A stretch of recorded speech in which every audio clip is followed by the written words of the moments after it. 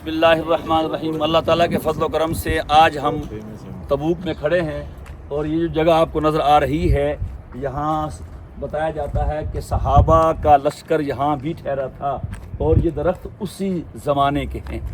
اس کا تھوڑا سا پس منظر یہ ہے کہ رجب سن 9 ہجری میں حضور کو اطلاع ملی کہ جو بادشاہ ہے روم کا قیصر، وہ مدینہ پہ حملہ آور ہونا چاہتا ہے اور بہت بڑا لشکر لے کے آنا چاہ رہا ہے۔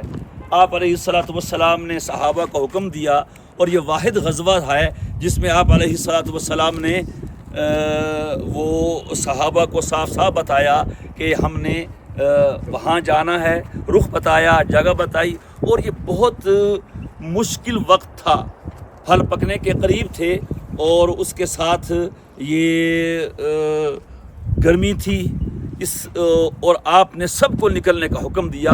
یہی وہ غزوہ ہے جس کے بارے میں آیت اتری، انفروا خفافا وثقالا، تم جیسے بھی ہو نکلو۔ اس میں نکلنا سب کے لیے فرض عین تھا۔ چنانچہ تاریخ اسلامی کا سب سے بڑا لشکر ہے دور نبوی کا، 30,000 صحابہ حضور کے ساتھ نکلے ہیں، اور کچھ منافقین بھی تھے جن کی تعداد 80-82 بتائی جاتی ہے۔ 3 مخلص صحابہ حضرت کعب ابن مالک ہے اور ابو زرارہ ہیں، ایک تیسرے ہیں، وہ نہیں آ سکے، اور پھر ان کا واقعہ بہت لمبا ہے، کسی موقع پہ عرض کر دیں گے۔ تو نبی کریم علیہ الصلوۃ والسلام نے 20 دن کا سفر فرما کے یہاں پہنچے ہیں، یہاں تک حضور کے قدم مبارک لگے ہیں، اور ہم خوش ہو رہے ہیں جن رستوں سے حضور تشریف لائے۔ ہم بھی مدینہ منورہ سے شام روانہ ہوئے اور صبح یہاں پہنچ گئے۔ حضور نے تو 20 دن میں سفر طے کیا اور ہم نے 8, 10, 12 گھنٹوں میں سفر طے کر لیا۔ بہرحال تو یہاں تک حضور کا آخری سفر ہوا ہے۔ آپ کا بچپن کا سفر وہ اردن تک ہوا تھا، ازرق علاقہ ہے، وہاں آج بھی درخت ہے، سرسبز و شاداب ہے۔ تو اس کے بعد جو آپ کا دور کا سفر، وہ بھی بلاد شام کا حصہ ہے، یہ بھی بلاد شام کا حصہ ہے۔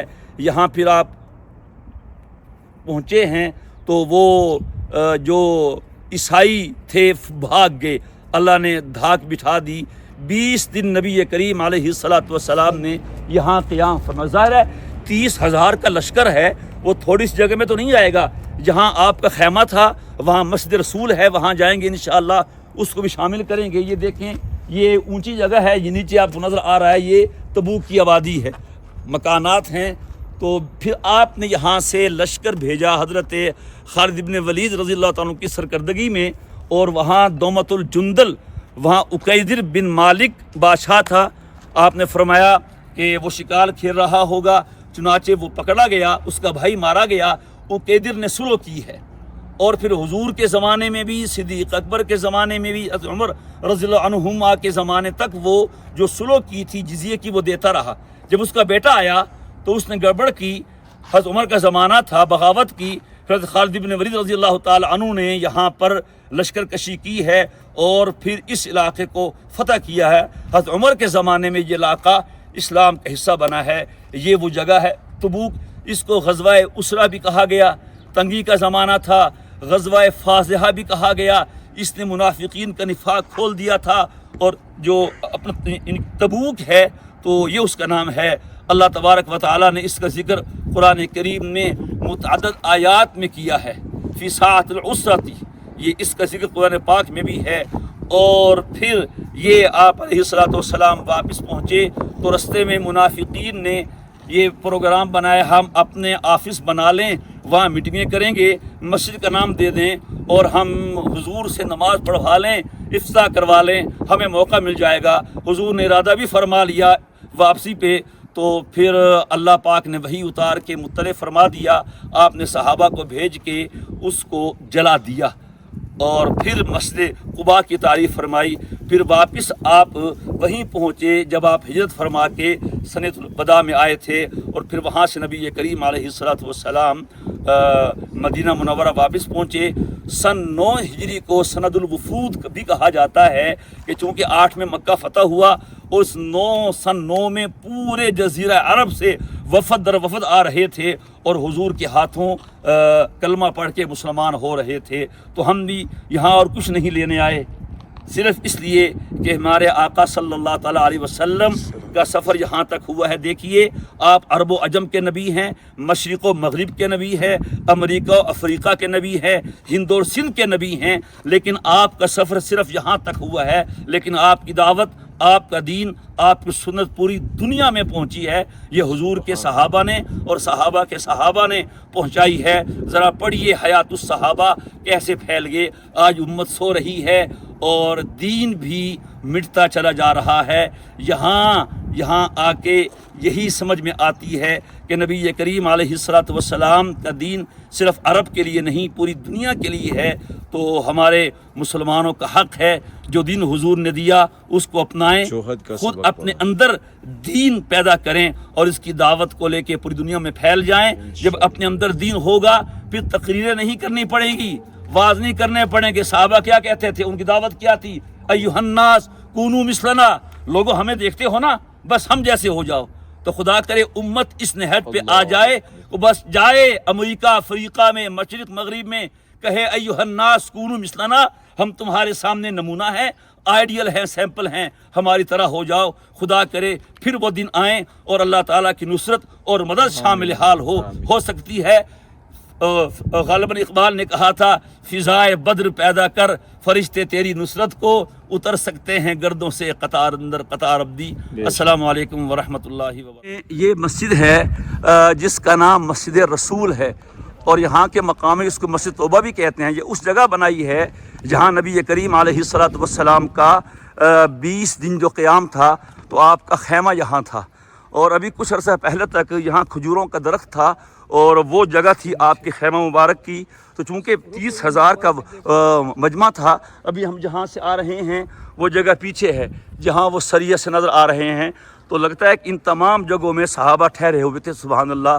اور جو کالا سا گیٹ نظر آ رہا ہے آپ کو، باقی آ جاؤ، وہ یہ والا یہ مقبرہ ہے، مشہور ہے کہ یہاں کسی صحابی کی بھی قبر ہے۔ تو ہو سکتا ہے 30,000 صحابہ تھے تو اس دوران کسی کی وفات ہوئی ہو، یا بعد میں صحابہ جب بلاد شام میں آئے ہیں، فتوحات ہوئی ہیں، اور حضرت عمر رضی اللہ عنہ کے زمانے میں یہ علاقہ فتح ہوا، حضرت خالد بن ولید رضی اللہ تعالیٰ عنہ کی سرکردگی میں، تو پھر اس وقت میں صحابہ یہاں ٹھہرے ہوں، تو صحابہ کی وہاں پر وفات ہوئی ہو۔ تو بس یہ مقبرہ ہے اور یہ مسجد ہے، اور یہ وہ جگہ ہے کہ جہاں آپ علیہ الصلوۃ والسلام نے 20 دن گویا قیام فرمایا۔ سبحان اللہ۔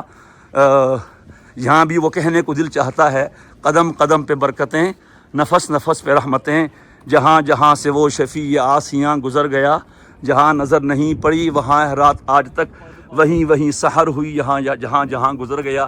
یہ یہاں کے لوگ اس کو مسجد توبہ کہتے ہیں، اس کا نیا نام مسجد رسول، ہاں اس کا پرانا نام ہے، اور نیا نام کہتے ہیں مسجد رسول ہے، لیکن بہرحال مسجد توبہ بھی یہاں لکھا ہوا ہے۔ اللہ اکبر۔ یہ وہی مسجد ہے جہاں آپ علیہ الصلوۃ والسلام کا مبارک جی وہ مسجد رسول، مسجد توبہ کا احاطہ ہے جہاں نبی کریم علیہ الصلوۃ والسلام نے اپنا خیمہ مبارک نصب فرمایا تھا۔ یہاں کھجور کا درخت بھی تھا، اور اب وہ مسجد کی توسیع میں شامل ہو گیا ہے۔ کیسا پرسکون موسم ہے، سبحان اللہ۔ اور یہ مسجد کے اندر کا ماحول ہے جہاں اس جگہ مسجد بنائی گئی جہاں تبوک کے موقع پر حضور نے قیام فرمایا۔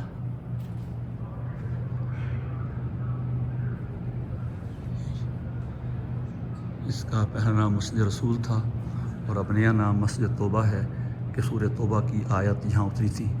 لقد تاب اللہ علی النبی والمہاجرین والانصار والذین اتبعوہ فی الساعۃ العسرۃ من بعد ما کاد یزیغ فریق منہم ثم تاب علیہم انہ هو التواب الرحیم وغیرہ آیات۔